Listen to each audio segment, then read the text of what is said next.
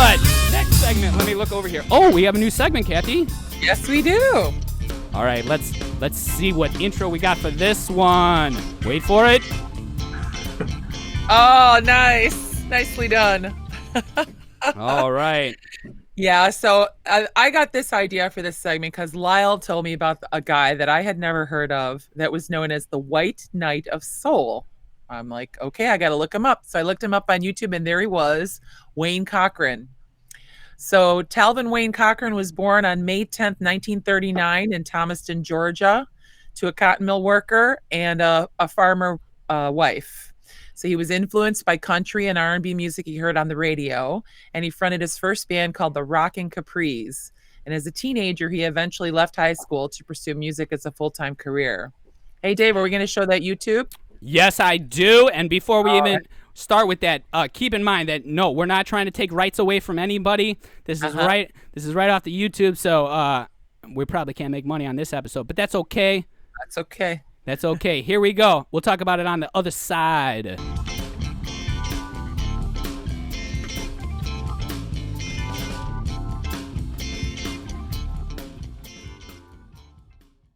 All right. The boss lady tells me what to do. This is what happens, okay? But so go ahead. Yeah, I mean he's got, if you tended to notice, he's got a little James Brown in there. He's got a little Elvis in there. I was gonna say he's trying to be Redding.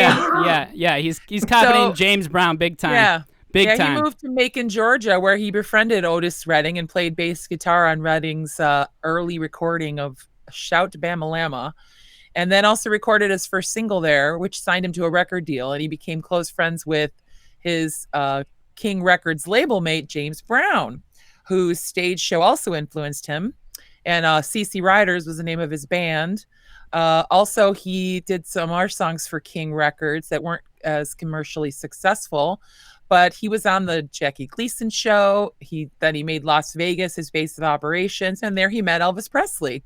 So he also borrowed elements from Elvis's wardrobe, adopting jumpsuits and capes.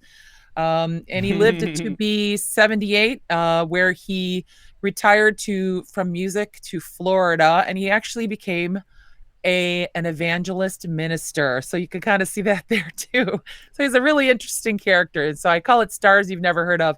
Not necessarily this guy was a star, but he had star qualities, like somebody that you'd want to know. Is this an interesting person. So well, and it's funny to me because yes, he's sort of like the standard like white businessman like Bill Gates stealing the mouse because the sound is so James Brown, but I don't really want to talk about that. I want to talk about horns back in the day. This was a respected part of music, and if you just listen to that, there's a reason why this guy isn't necessarily a household name, but those horns were rocking, and what did it bring? It raised the level of that song so much. If it didn't have that, I would not be really watching very much of it at all. But man, all those horns together, that's that energy. That's the thing that you can't explain. So nowadays when it's like, oh, you have a 6-piece band or something like that, or a 10-piece band, that's going to cost this much. That's too much. Oh, instead, let's just get 2 guys and a computer. And it doesn't even listening back to the recording. No. When but he didn't have any showmanship at all. Because he wore a cape. He barely moved at all. Yeah, a little bit of footwork.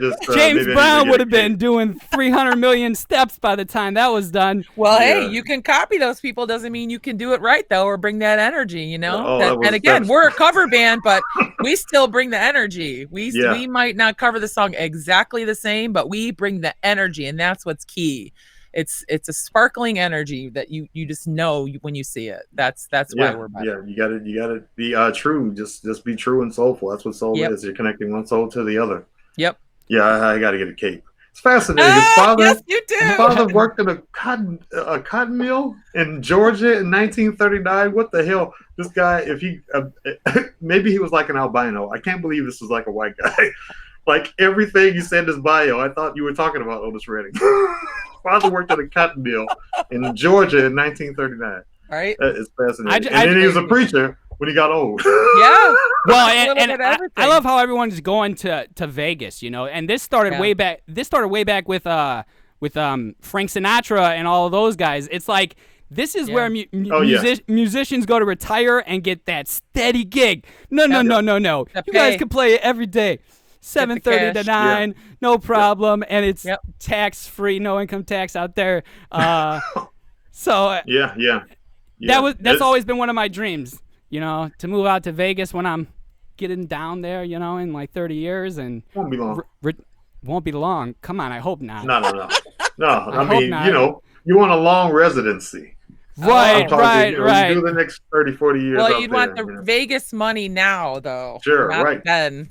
Well, yeah, but like Britney Spears has resident, you know, it's Yeah, right, yeah. and so no. I can wait till I'm ready to go, you know, down and chill out a little bit. I'm not ready Yeah. to run there right now. Do you guys ever think you'd stop playing, though? I mean, even when you retire, I won't. I'll be like the lady in the nursing home, like looking for other musicians, you know, that used to play 30 years ago. I'd be like, come on, let's start a band. Well, and it's that high you get, you know, and Yeah. it's a drug for everyone. This is why people go to that church we were talking about earlier with Aretha, because there's Yeah. something about it. There's something about it that's not in this Mood you. world, right? Yep.